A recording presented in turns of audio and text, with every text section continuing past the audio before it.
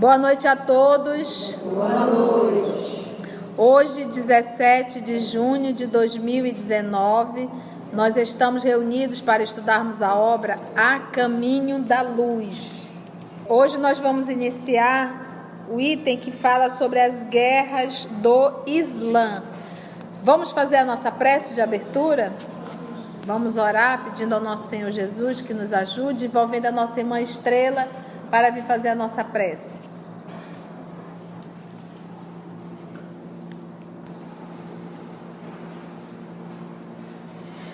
Amigo Jesus, mestre querido, nós te agradecemos, Senhor, por mais uma oportunidade de estudo, por mais um reencontro nesta casa, com muita alegria, Jesus amado. Muito obrigada, Senhor, pelas bênçãos que Tu nos concede, pela paz que Tu nos envolve e pela alegria, Senhor, de estarmos nesta casa por mais uma vez estudando. Muito obrigada, Jesus, e segue conosco por hoje, por amanhã e por todo sempre. Vamos lá, então a nossa querida irmã Aramita, ela fez a pesquisa sobre a história um pouco do islamismo. Vamos ouvi-la, que Jesus a inspire e que os bons espíritos possam nos auxiliar no entendimento dessa religião, né? Então, guerra santa é qualquer guerra motivada por questão religiosa. E ela só é uma atitude de extremismo que muitas vezes é surgida no seio das grandes religiões monoteístas. E as grandes religiões monoteístas que usaram esse nome de Guerra Santa foi o islamismo e o cristianismo. Então nós vamos falar primeiro no contexto islâmico. No contexto cristão a gente vai ver mais para frente quando chegar lá nas cruzadas. Então, para o islamismo, uma guerra santa, ela é chamada de jihad. E ela começou quando Maomé, se vocês estão lembrados, na semana passada a tia lhe leu, que quando Maomé começou, ele não foi aceita a religião dele, ele não era aceita pela maioria. Então, ele teve as pessoas que não aceitavam o islamismo. Então, ela começa junto com a origem do Islã. E essa Guerra Santa começou a partir de 622, quando Maomé foi ameaçado de morte pelos opositores do islamismo, e ele fez uma peregrinação de Meca para Medina. É uma cidade próxima a outra. Só que é uma peregrinação de 300 quilômetros. Ele fez essa peregrinação junto com os seus seguidores. Ele saiu de Meca e foi para Medina. Quando ele chegou em Medina, ele organizou a comunidade religiosa dele lá, até em 629. Se vocês lembrarem, na semana passada a gente viu, o Maomé morreu em 632. Então ele sai de Meca, vai para Medina, fica em Medina junto aos seguidores. Quando, em 629, ele já tem 10 mil seguidores, o que ele faz? Ele volta para Meca e conquista Meca na luta, né? E aí ele conquista a cidade sem encontrar muita dificuldade. Então, a partir daí de Meca, dessa entrada e dominação de Meca, ele começa a empreender a jihad, ou Guerra Santa, a fim de conquistar os próprios territórios ali próximos e implantar o islamismo. Então, a Guerra Santa deles começa entre eles, não é para fora. E tem relatos de que essa peregrinação para Medina não foi peregrinação, ele já foi expulso de Meca por causa dessas ideias dele, e aí ele indo embora, foragido, vamos dizer assim, fugindo, ele se arma e volta. Então, depois que ele morreu em 632, ou seja, 4 anos depois de conquistar isso, mas ele já estava conquistando, os seus sucessores, que são os 4 primeiros califas, eles continuaram a Guerra Santa e conquistaram o Egito, a Síria, a Armênia, a Mesopotâmia, a Pérsia e a Palestina. Então, quando chega 654, eles já tinham conquistado tudo isso aqui. Tá? Isso aqui em 654. Ele vai unificando, mas é assim, é igual como é a União Soviética. A União Soviética foi dominando todo o leste europeu, mas é poder, não é força, é espada, é morte. É guerra, né? É guerra. Então aqui, ó, quando ele morreu, já estava dominado alguma parte. Aqui em 654, que é no auge do califato ortodoxo, que eu vou já explicar o que é, ele tem essa parte aqui dominada, né? Presta atenção que esse é o mesmo mapa. Em 700 e pouco, que é quando vai aparecer o Carlos Magno, já está tudo isso. Ele atravessa, ele demonstra tudo isso aqui, ele atravessa para cá e chega até na Península Ibérica, que é pela Espanha. A Península Ibérica ainda está junta, é Espanha e Portugal, tá? Ainda não estão divididos, só vão se dividir, só vai criar Espanha e Portugal depois, mas aqui ainda é Península Ibérica. Então eles já chegaram até a Península Ibérica neste ano. Então, depois que ele morre, aí começam os 4 califas, né, que são os bem guiados que foram aceitos. Eles estão impondo as coisas, o domínio por aí, que é assim, o próximo califa depois dele foi o sogro dele, né? Depois do Maomé, o próximo dele foi o sogro dele. Aí depois foi vindo os outros califas, só que quando chegou no 4º califa, que é o tal do Ali, aí eles têm várias divisões, né, que são os sunitas, os xiitas e os calitas, que são uma minoria. Os sunitas são maioria. Os sunitas são 80% são sunitas, 16% são xiitas e os calitas o resto. Você chegou a pesquisar o porquê dessa divisão? Por que esse nome? Porque assim, os sunitas, eles são os considerados os moderados. Os xiitas são considerados os radicais. E os caligitas, que não falam quase, eles são os que foram os primeiros.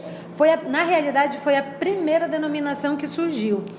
Então, quando o Maomé morreu, foi aí que surge esse nome de califa, que é os califatos, né? O califa é o título que vem da frase árabe que diz sucessor do enviado de Alá. Foi adotado por sucessores do profeta Maomé depois de sua morte em 632. O primeiro califa, que foi o Abu Bakr, era sogro de Maomé e ordenou as conquistas árabes da Pérsia, Iraque e Oriente Médio, que só seriam alcançadas nos 2 seguintes califados. Abu Bakr e seus 3 sucessores são conhecidos como os califas perfeitos ou corretamente guiados. Por quê? Porque quando chega no 4º califa, o tal do Ali, que diz o seguinte, o Ali toma posse quando o tal do Otomã, que era o antes dele, morre. Mas só que o Otomã morre de forma suspeita. Aí o pessoal começa a não gostar. Então, os xiitas acham que só o Ali que é o verdadeiro califa. E os outros acham que os outros 3 também eram. E aí, a primeira guerra islâmica começa quando o Otomã morre e o Ali toma posse. Então, eles brigam não só para expandir, mas depois eles começam a brigar entre eles. Mas sabia que é a religião que mais cresce no planeta? É o Islã? Sabia que a religião... e assim, é porque eles têm um movimento muito... vamos dizer assim, como bem a gente leu na semana passada, vamos pegar o A Caminho da Luz. O Maomé, ele veio para reviver o cristianismo, as ideias dos cristãos, porque o Ocidente estava periclitante, né? Então ele veio para reviver. Então os textos, as coisas são parecidas, é um Deus único, é uma adoração, aquela coisa toda. Só que no meio do caminho ele se perdeu, né? E aí ele quis conquistar também, como foi.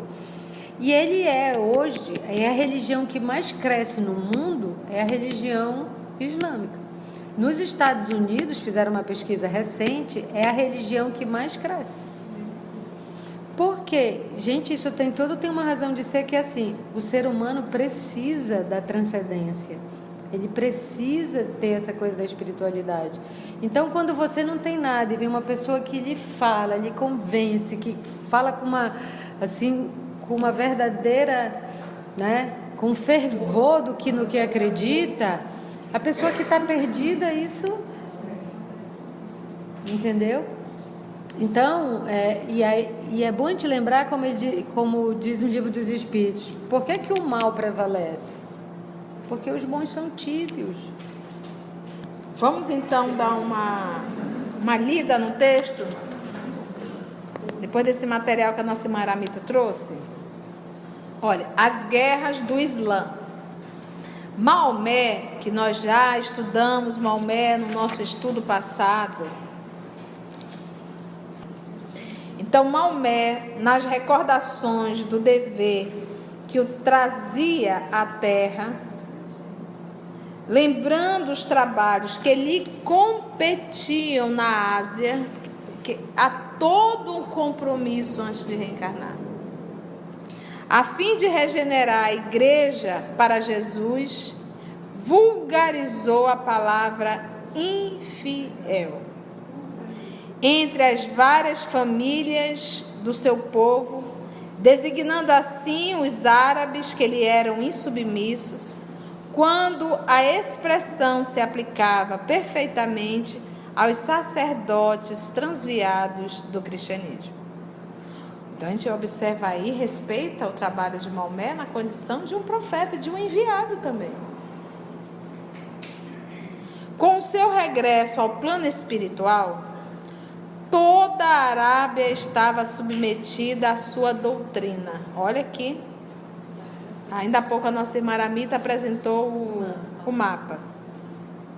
Toda a Arábia estava submetida à sua doutrina pela força da espada. Guerra mesmo. Era essa a proposta? Não. Então, olha, vai e conquiste. Aí ele conquistou na espada. E todavia os seus continuadores não se deram por satisfeitos com semelhantes conquistas.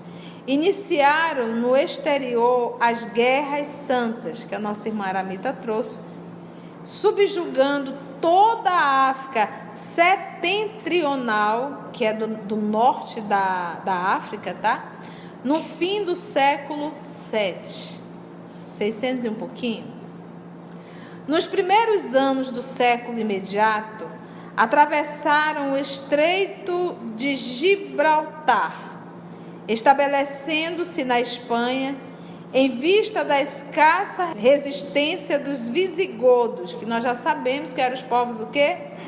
Bárbaros, atormentados pela separação, e somente não seguiram caminho além dos Pirineus, porque o plano espiritual, olha só, assinalara um limite às suas operações, encaminhando Carlos Martel para as vitórias de 732. O que eu acho lindo nessa parte política, de certa forma, não deixa de ser, esse movimento político, mostrando a interferência do mundo espiritual.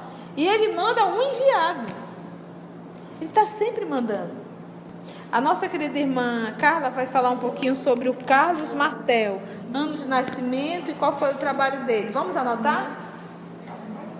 Carlos Martel foi mordomo do palácio. Essa posição era comum na dinastia merovingia, iniciada por Clovis, pelo fato de os reis desta dinastia serem considerados indolentes, preguiçosos. Quem de fato governava era quem ocupava o posto de mordomo do palácio, chamado também de prefeito do palácio. De 1717 a 1741. Ele nasceu em Estal em 688 e morreu em 22 de outubro de 741, aos 53 anos. Ele é mais lembrado por ter vencido a Batalha de Poitiers, ou a Batalha de Tours, em 732, tradicionalmente considerada a ação que salvou a Europa do expansionismo muçulmano que já havia conquistado a Península Ibérica. A partir de então, não houve mais invasões muçulmanas nos territórios francos e a vitória de Carlos é considerada decisiva para a história medieval na medida em que conteve a expansão islâmica nas fronteiras francas. Vamos conhecer um pouco da história de Carlos Magno? Vamos conhecer Carlos Magno. Ele nasceu em 742 e ele saiu da carne em 817. Ele se tornou, o reinado dele começou em 25 de dezembro do ano 800. Ele foi o primeiro imperador do Sacro Império Romano, de 800 até a sua morte, tá? Ele desencarnou, aqui pela história, não bate com as informações do tempo. O tempo que a história coloca, ele ficou de 800 a 814. A morte dele, segundo a história aí, que a gente pesquisou um pouquinho, teria sido 817. Mas ele diz assim, até a sua morte. Ele morreu em 817. Mas você vai ver o período do reinado dele, foi até 814. Não sei se ele passou 3 anos ali. Aí quando a gente vai ler Emmanuel diz que o reinado dele foi de 46 anos. Consecutivos, sem parar. São coisas que se perderam no tempo, né? E Emmanuel vem e corrige realmente isso. Então, porque o imperador ele era romano, tá? Ele era romano, um imperador sacro do Império Romano. Porque vamos ver quem nomeou ele, quem colocou a coroa na cabeça dele. Isso é realmente, a partir desse momento, já era uma indicação da Igreja Católica Apostólica Romana, desse imperador. E lembra da divisão do império, lembra, né? O sucessor foi o Luís I. Vamos ver. É depois dessa época que Jesus permite a reencarnação de um dos mais nobres imperadores romanos, dos mais nobres. Ansioso de auxiliar o espírito europeu na sua amargurada decadência. Essa entidade, o Emmanuel não revela, né? Essa entidade renasceu, então, sob o nome de Carlos Magno, o verdadeiro reorganizador dos elementos dispersos para a fundação do mundo ocidental. Quase analfabeto, criou as mais vastas tradições de energia e de bondade. Ele trouxe, se ele traz dentro dele, espírito nobre, criou as mais vastas tradições de energia e de bondade, com a superioridade que lhe caracterizava o espírito, equilibrado e altamente evolvido, né? De envolver mesmo, né? Num reinado de 46 anos, então, pesquisando no poderoso Google, no Wikipedia da vida e um pouco mais, a gente não consegue chegar a esse período. A gente chega a 16, 17 anos. Mas assim, a gente sempre observa na pesquisa dessa obra, Emmanuel acerta tudo.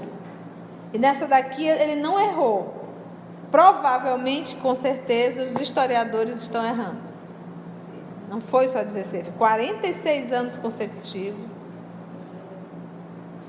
No reinado de 46 anos consecutivos, Carlos Magno intensificou a cultura, olha aí, gente, corrigiu defeitos administrativos que imperavam entre os povos desorganizados da Europa, deixando as mais belas perspectivas para a latinidade. Ah, eu queria tanto um Carlos Magno agora.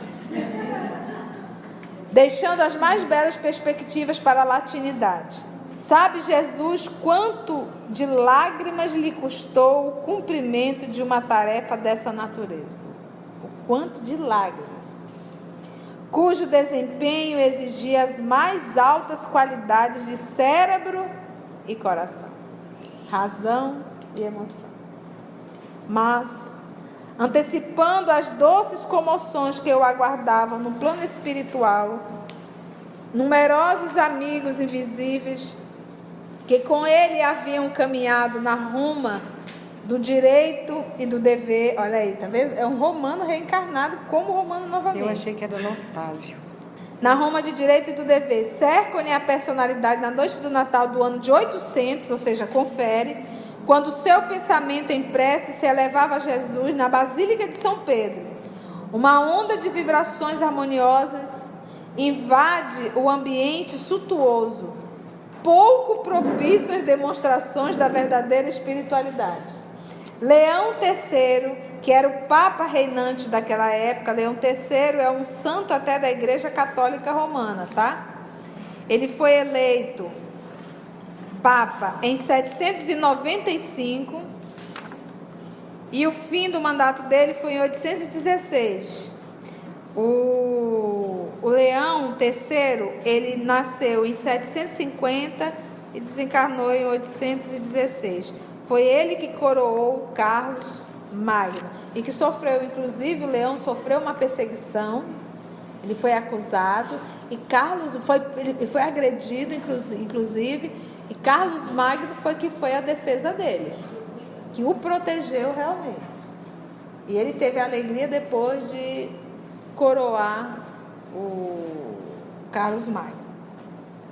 Então, as demonstrações da verdadeira espiritualidade. Leão III, Papa reinante, sente-se tocado de incompreensível arrebatamento espiritual. Imagina ele sentindo ali a presença daqueles espíritos, né? E aproximando-se do grande batalhador do bem, cinge-lhe a fronte com uma coroa de ouro, enquanto a multidão designa-o em vozes comovidas e entusiásticas, como o imperador dos romanos. Carlos Magno sente que aquela cidade era também dele. Parece-lhe voltar ao passado longínquo, contemplando a Roma do pretérito, cheia de dignidade e de virtude. É como se ele já tivesse sido imperador, né?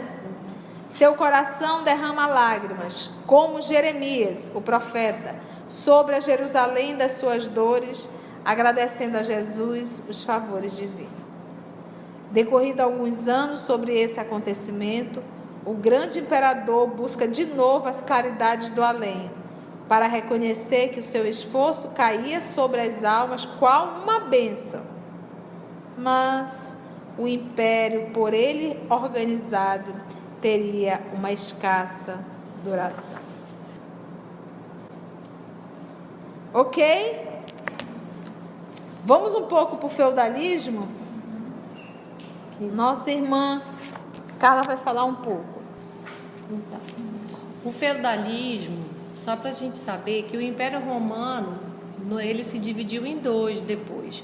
O Império Romano do Ocidente e do Oriente. O Império Romano do Oriente, ele consegue ir até mais longe, que vai ser chamado Império Bizantino, e que nós não vamos entrar nessa parte.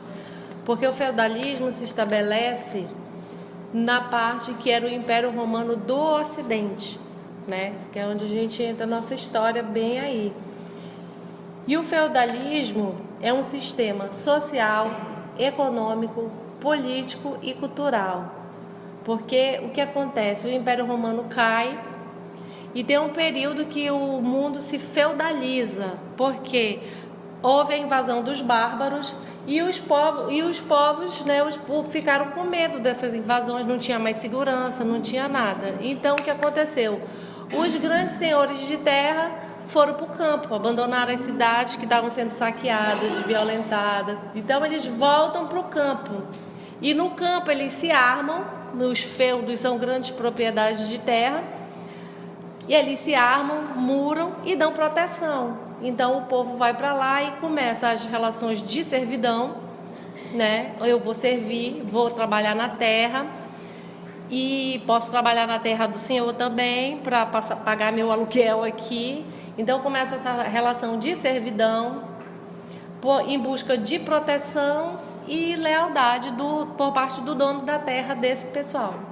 Então o feudalismo se caracteriza por grandes lotes de terra, cada senhor é o rei daquele lugar, e é um retrocesso de tudo que o Império Romano tinha visto, porque a moeda, cada feudo tinha sua moeda interna, não valia fora os feudos que não tinham moeda. Então voltou para a troca de mercadoria, o que se considera um atraso, porque o Império Romano era aquela liberdade alfandegária com uma moeda, né, a César o que é de César, tinha os dinários, então tinha todo o dinheiro deles, era um comércio, tinha direito, tinha um Estado estabelecido.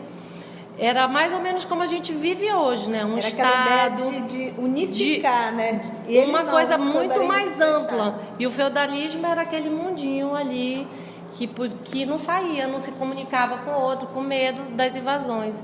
Então, o feudalismo se caracteriza por isso. É um resumo bem breve, mas eu achei interessante porque a gente volta. Por que voltaram para o campo? Por que largaram a vida na cidade organizada?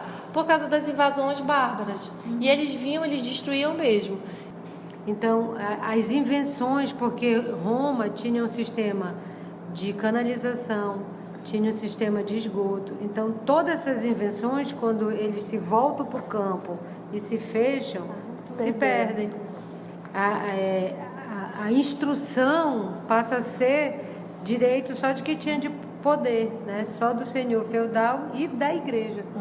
E é um ato assim, de escravidão mesmo, né? Uma das características do feudalismo é o teocentrismo, porque a igreja não se desfez, ela ganhou força. Por quê? Começaram as vendas das indulgências e o que ela ganhou? O que dava poder nessa época? Era a bolsa de valores? Dólar, mercado negro, nada disso. Bitcoins, não, era terra. E os grandes donos de terra, para conseguir as indulgências, eles faziam doações para a igreja. E a gente sabe que a igreja não tem herdeiros. Então, quanto mais o tempo passava, mais poderosa ela ficava, cheia de terras. Daí que ela se fortalece e passou a ser a maior força que decidia tudo lá. Depois desse movimento en passant, vamos ver o que o Emmanuel nos fala. Depois das nobres conquistas atenienses em matéria de política administrativa, depois das grandes jornadas do direito romano à face do mundo, custa-se a entender o porquê do feudalismo que se estendeu pela Europa desde o século VIII, 700, até o século século XII, obrigada. 5 séculos feudalismo. 5 séculos. 500 anos. Figurando-se ao estudioso da história como retrocesso de toda a civilização. E foi. Toda a unidade política desaparece nesses tempos de luzidas lembranças para a humanidade. A propriedade individual jamais alcançou tamanha importância e nunca a servidão moral ganhou tão forte impulso.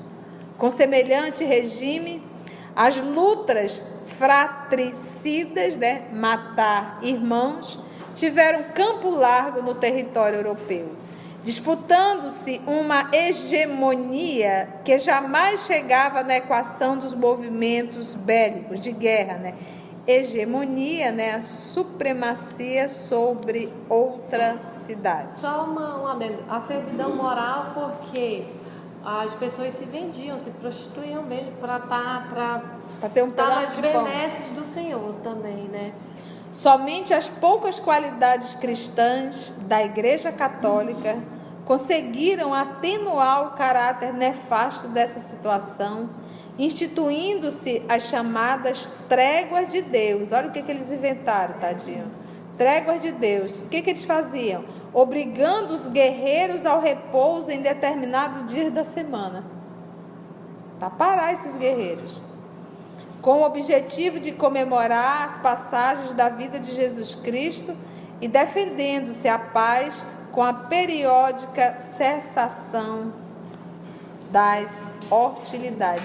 A igreja criou uns dias aí, tréguas de Deus. Só para finalizar, vamos ver as razões do feudalismo, que a gente fecha esse capítulo, tá? Esse regime, todavia, é facilmente explicável. A missão de Carlos Magno houvera sido organizada pelo plano invisível como uma das mais vastas tentativas de reorganização do Império do Ocidente. Você vê como não desistem da gente, meu Deus do céu. Mas, observando-se a inutilidade do tentame, em virtude do endurecimento da maioria dos corações, as autoridades espirituais, sob a égide do Cristo, renovaram os processos educativos do mundo europeu. Então, no início da civilização atual, chamando todos os homens para a vida do campo, a fim de aprenderem melhor no trato da terra e no contato da natureza. Só o feudalismo podia realizar essa obra. Então, ou seja, até o feudalismo estava na programação, tinha um propósito. Só o feudalismo podia realizar essa obra e as suas normas, embora grosseiras, foram aproveitadas na escola penosa das aquisições espirituais. Até o mal, a misericórdia aproveita para o burilamento das almas. Onde a reflexão, então, penosa das aquisições espirituais, onde a reflexão e a sensibilidade iam surgir para a construção do edifício milenar da civilização do Ocidente. Muito bom. Então, nós finalizamos esse capítulo e a próxima semana nós vamos entrar no capítulo 18, os abusos do poder religioso. Fases da Igreja Católica. Vamos orar?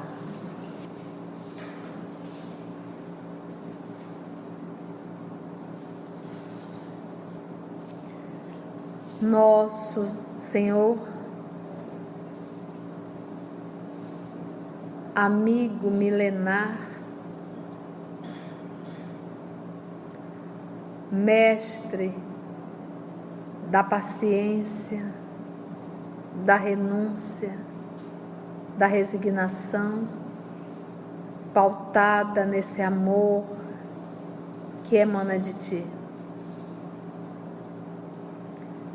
Estamos estudando a história do nosso planeta, Senhor, e percebemos sempre a enxertia divina,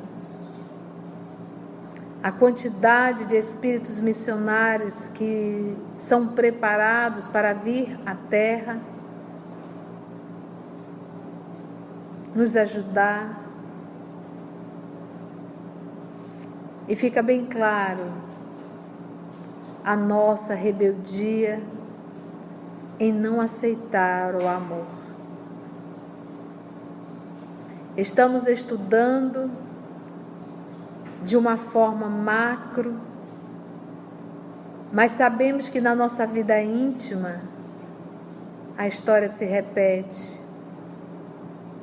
Quantas lições temos recebido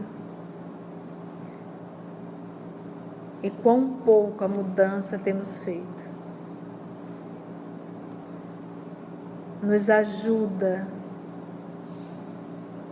uma vez mais, Senhor. Ajuda-nos a Tua lição tocar nossa alma, para refletirmos o que temos feito da vida e optarmos em Te seguir. Obrigada, amor querido. E obrigada a todos vocês, amigos espirituais, que aqui estão conosco, sempre nos inspirando e nos conduzindo. E é em Teu nome, Senhor, que todos nós aqui estivemos e aqui estamos. Graça Te damos, Senhor.